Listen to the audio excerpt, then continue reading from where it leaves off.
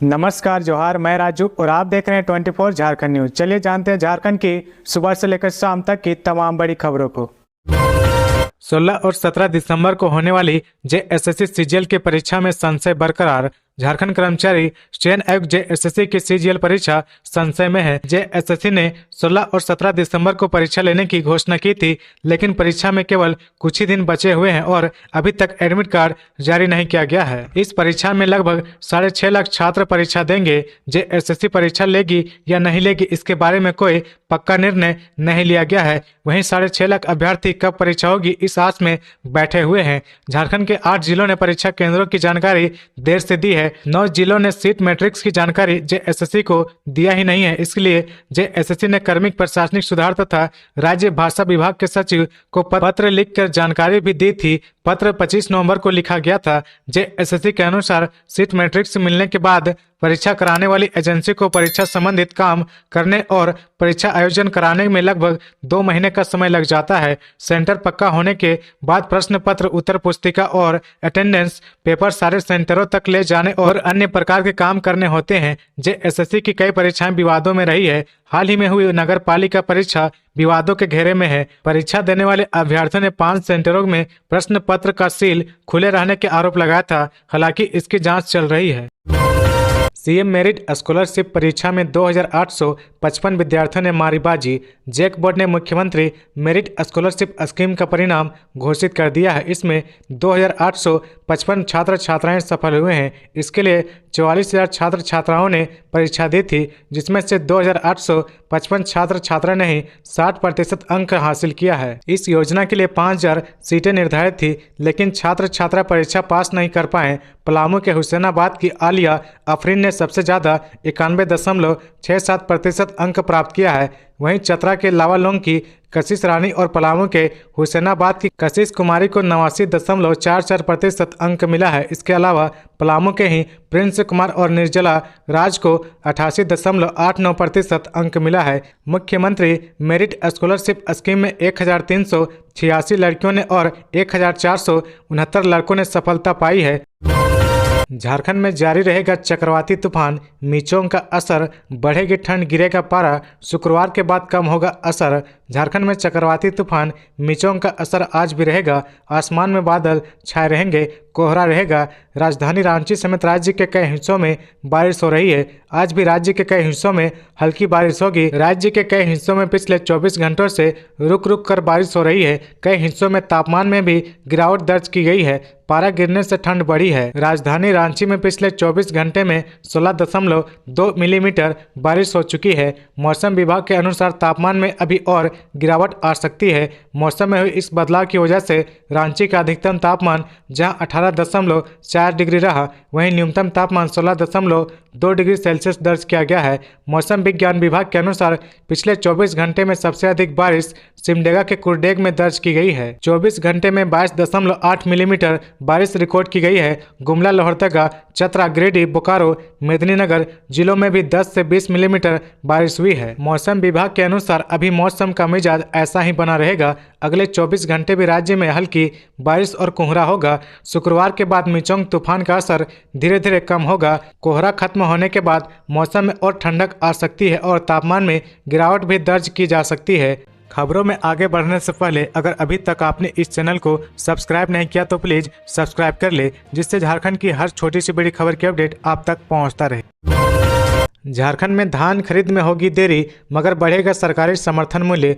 झारखंड के किसानों के लिए खुशखबरी है। झारखंड सरकार इस साल धान खरीद के समर्थन मूल्य में बढ़ोतरी करने जा रही है। हालांकि इस बार सरकार धान खरीद में देरी कर सकती है। इस साल झारखंड में किसानों से धान की खरीदारी देर से शुरू होगी। राज्य सरकार द्वारा तैयारी पूरी नहीं करने के कारण यह समस्या सामने आई है। हालांकि अच्छी बात यह है कि हेमंत सरकार किसानों के धान खरीद का समर्थन मूल्य बढ़ाने जा रही है। जानकारी के मुताबिक लेम्पस के माध्यम से धान की खरीदारी 15 दिसंबर के बजाय 20 दिसंबर के आसपास की जाएगी। इसके अलावा धान खरीद के समर्थन मूल्य में बढ़ोतरी की घोषणा गुरुवार 7 दिसंबर को कैबिनेट की बैठक में मंजूरी के बाद की जाएगी। किसानों की मांग पर सरकार ने समर्थन मूल्य बढ़ाने का फैसला किया है। खाद्य एवं आपूर्ति मंत्री डॉक्टर रामेश्वर उरांव ने संकेत दिया है कि बाजार मूल्य और सरकारी समर्थन मूल्य एक समान रहने से किसानों को हो रही परेशानी को देखते हुए सरकारी दर बढ़ाने की मांग की गई थी, जिस पर सैद्धांतिक सहमति मिल गई है। विभाग से जानकारी मिल चुकी है। अब कैबिनेट में फैसले के बाद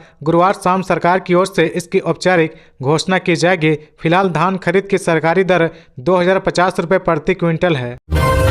झारखंड के सांसद धीरज साहू के करीबी के ठिकानों पर आईटी की रेड जारी, 100 करोड़ से अधिक केस मिलने की सूचना। झारखंड के राज्यसभा सांसद और कांग्रेस नेता धीरज साहू के करीबियों के उड़ीसा स्थित कई ठिकानों पर बुधवार को शुरू हुई आयकर विभाग की कार्रवाई गुरुवार को भी जारी है। मिली जानकारी के अनुसार धीरज साहू के करीबी शराब कारोबारी के आधा दर्जन से अधिक ठिकानों पर छापेमारी चल रही है, जिसमें 100 करोड़ रुपए से अधिक नकदी मिलने की सूचना है। सूत्रों ने बताया कि उड़ीसा के संबलपुर, राउरकेला, बोलांगीर और बौद्ध समेत आधा दर्जन ठिकानों पर आईटी की रेड हुई थी। संबलपुर के कुछ बैंक अकाउंट को भी सीज कर दिया गया है। बताया जा रहा है कि धीरज साहू के करीबी शराब कारोबारी डब्ल्यू साहू के ठिकानों पर बुधवार से ही रेड चल रही है। नोट गिनने की मशीन से रुपए की काउंटिंग की जा रही है। इनकम टैक्स विभाग के सूत्रों से मिली जानकारी के मुताबिक अब तक 100 करोड़ रुपए से अधिक की बेहिसाब नकदी मिली है। बौद्ध स्थित बौद्ध distilleries private limited में भी आईटी की टीम पहुंची हुई है। अंदर से किसी को बाहर नहीं जाने को दिया जा रहा, ना ही किसी को अंदर जाने की अनुमति है। बताया जा रहा है कि Boudh distilleries private limited company Dheeraj Sahu के भाई शिव प्रसाद साहू के नाम पर रजिस्टर्ड है। कंपनी पर टैक्स चोरी का आरोप है, जिसकी वजह से आईटी की रेड हुई है।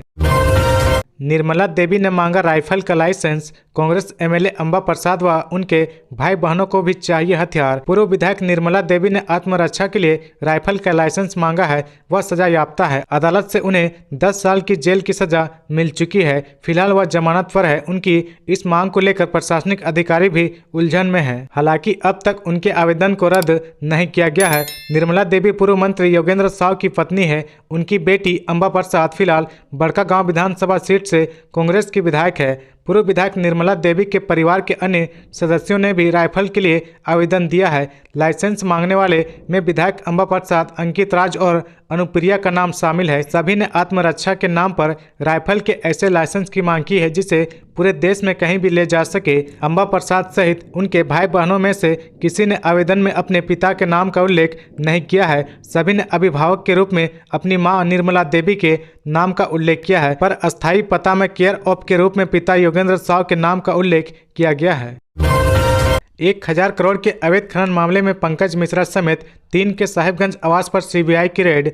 झारखंड के साहिबगंज जिले में 1000 करोड़ रुपए के अवैध खनन मामले में पंकज मिश्रा, दाहू यादव एवं पवित्र यादव के आवास पर गुरुवार को रांची सीबीआई की टीम ने छापेमारी की है। साहिबगंज एसडीओ कोठी स्थित पंकज मिश्रा के आवास पर सीबीआई के द्वारा छापेमारी की गई है। आपको बता दें कि अवैध खनन की सीबीआई जांच रोकने के लिए पंकज मिश्रा द्वारा सुप्रीम कोर्ट में दायर याचिका पिछले दिनों खारिज कर दी गई थी। गौरतलब है कि साहिबगंज अवैध खनन मामले में सीबीआई जांच के झारखंड हाईकोर्ट के आदेश को चुनौती देते हुए पंकज मिश्रा ने सुप्रीम कोर्ट में याचिका दायर की थी, जिस पर बुधवार को सुप्रीम कोर्ट ने न्यायिक जस्टिस राजीव खन्ना और जस्टिस SBN भट्ट की बेंच में सुनवाई की और हाईकोर्ट के आदेश पर रोक लगाने से इनकार कर दिया। अब इसकी अगली सुनवाई 15 दिसंबर को होगी। मालूम हो कि पंकज मिश्रा को पिछले साल जुलाई में गिरफ्तार किया गया है। पंकज मिश्रा इन दिनों जेल में है। इससे पहले 24 नवंबर को भी सीबीआई की टीम आई थी। घर में इस वक्त पंकज मिश्रा के परिजन हैं। फिलहाल जांच जारी है। इससे पूर्व भी ईडी द्वारा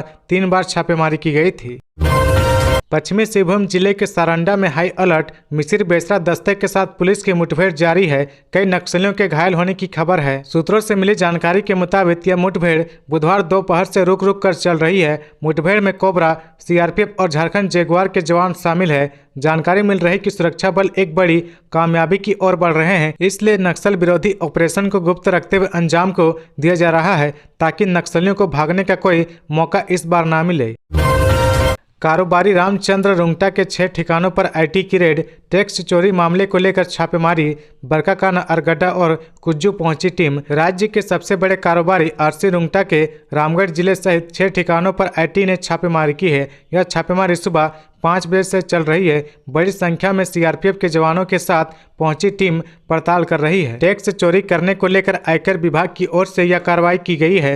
रामगढ़ जिले के 3 प्लांट और आवासीय कार्यालय में छापेमारी जारी है। प्राप्त जानकारी के अनुसार रामगढ़ के बरकाकाना, अरगड्डा और कुज्जू में पहुंची टीम छापेमारी कर रही है। इन 3 जगहों पर आरसी रुंगटा के प्लांट है। वहीं रामगढ़ के पंजाब नेशनल बैंक के पास स्थित उनके आवासीय कार्यालय में भी आईटी की टीम पहुंची है। सूचना है कि छापेमारी करने आई टीम में बिहार नंबर की कई गाड़ियां हैं। ऐसे में कयास लगाया जा रहा कि छापेमारी टीम बिहार से भी है। ऐसा इसलिए कहा जा रहा कि बरकाकाना के हेल स्थित मां छिन्नमस्ती के iron sponge and cement factory के बाहर इनोवा गाड़ी लगी है। इसका नंबर बिहार से है। यहाँ के अतिरिक्त और जिन जगहों पर छापेमारी चल रही है वह अरगड्डा स्थित झारखंड इस्पात प्राइवेट लिमिटेड और कुज्जू ओपी क्षेत्र के कर्मा में आलोक स्टील है। जानकारी के मुताबिक आज अहले सुबह तकरीबन 5 बजे बड़ी संख्या में आईटी के अधिकारी सीआरपीएफ जवानों के साथ रामगढ़ पहुंची। टीम ने रुंगटा के आवास सहित कई ठिकानों पर एक साथ दबिश दी। अचानक से हुई इस दबिश की वजह से रामगढ़ में चर्चा का बाजार गर्म है। लोगों के बीच कई तरह के कयास लगाए जा रहे हैं। पलामू में सड़क हादसा, एक की मौत। शादी समारोह में शामिल होने जा रहे थे बिहार, हाईवा ने सामने से मारी टक्कर।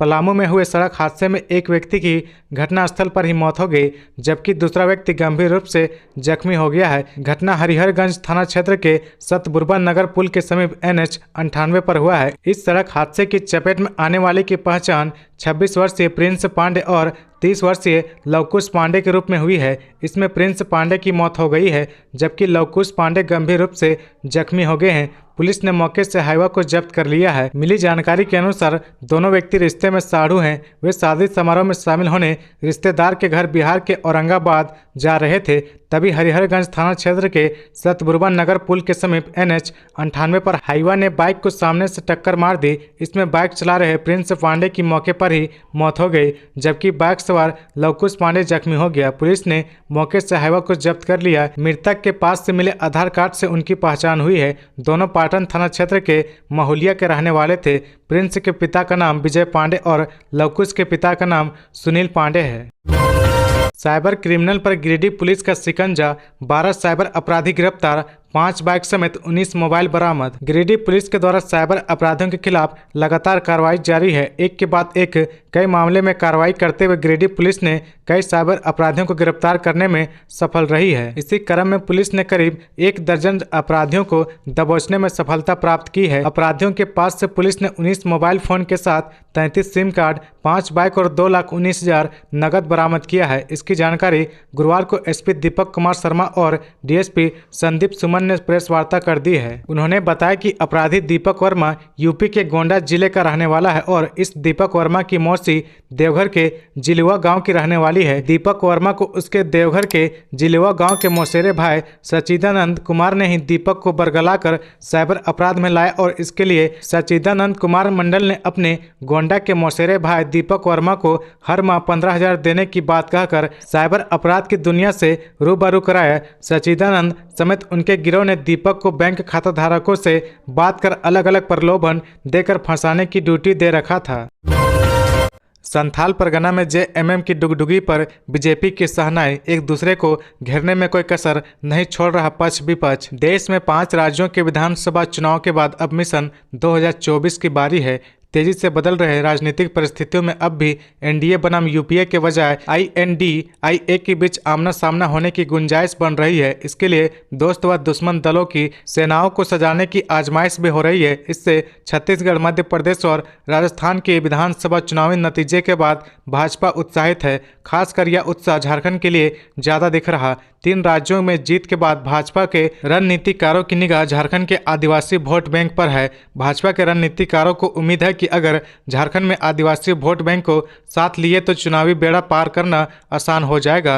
वैसे झारखंड के 14 लोकसभा सीटों में से 12 एनडीए के पास है, 11 भाजपा और 1 सीट आजसू के खाते में है। 2024 में भाजपा का लक्ष्य 100% सीटों को हासिल करने की है, जिसमें संथाल परगना का राजमहल सीट को पार्टी राजनीतिकारों ने शीर्ष प्राथमिकता में रखा है। पूर्व में 2 चुनाव में पीएम मोदी को उतारने के बाद भी भाजपा इस सीट को झामुमो से जीतने में विफल रही है। भाजपा के लिए यह सीट भी प्रतिष्ठा के सवाल से जुड़ गया है, क्योंकि झारखंड के मुख्यमंत्री हेमंत सोरेन इसी लोकसभा क्षेत्र के बरहेट विधानसभा से विधायक हैं। बोकारो एयरपोर्ट से जल्द शुरू होगी नियमित उड़ान। बोकारो एयरपोर्ट से जल्द ही कॉमर्शियल उड़ानें शुरू हो जाएंगी। नए साल की 28 फरवरी को बोकारो एयरपोर्ट से यात्री उड़ान भर सकेंगे। इसके बाद नियमित उड़ानें शुरू हो जाएंगी। बता दें कि रांची, देवघर और जमशेदपुर के बाद बोकारो एयरपोर्ट चौथा एयरपोर्ट है जहां से कॉमर्शियल उड़ानें शुरू हो रही है। इस एयरपोर्ट को सेल बोकारो ने अपनी देखरेख में तैयार किया है। पहले यहां से कॉमर्शियल उड़ाने की अनुमति नहीं थी, अब नागरिक उड्डयन मंत्रालय ने इसकी मंजूरी दे दी है।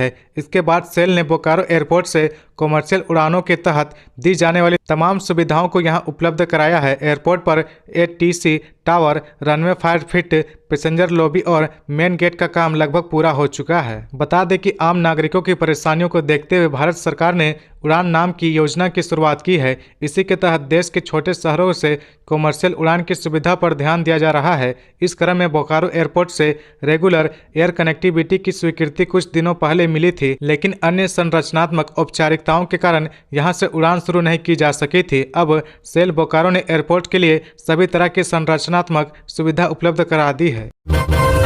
अब CBI ने भी अपने केस में व्यवसायी अमित अग्रवाल को किया गिरफ्तार। आज से 5 दिनों की रिमांड पर करेगी पूछताछ। आपराधिक साजिश रचने व पुलिस में झूठी शिकायत दर्ज कराने के मामले में जांच कर रही CBI दिल्ली की एंटी क्राइम ब्रांच ने बुधवार को कोलकाता के व्यवसायी अमित अग्रवाल को गिरफ्तार कर लिया है। अमित अग्रवाल की जमीन घोटाला मामले में ED के हाथों गिरफ्तार होने के बाद से ही रांची के होटवार स्थित बिरसा मुंडा केंद्रीय कारा में बंद है। CBI ने रांची स्थित CBI की विशेष अदालत से अमित अग्रवाल के लिए 5 दिनों की रिमांड भी ले लिया है। गुरुवार से CBI की पूछताछ शुरू होगी। इधर सूचना है कि गुरुवार को ही हाईकोर्ट में अमित अग्रवाल की जमानत पर सुनवाई होनी थी। इससे पहले ही CBI ने अपने केस में गिरफ्तार कर लिया है। CBI ने यह प्राथमिकी झारखंड हाईकोर्ट के आदेश पर पूर्व में हुई CBI की प्रारंभिक जांच PE में आए तथ्यों के आधार पर दर्ज की थी। PI CBI के एंटी क्राइम ब्रांच नई दिल्ली के इंस्पेक्टर अनिल कुमार ने की थी और उन्हीं की शिकायत पर यह प्राथमिकी भी दर्ज की गई थी। दर्ज प्राथमिकी में इसका जिक्र किया गया था कि झारखंड उच्च न्यायालय के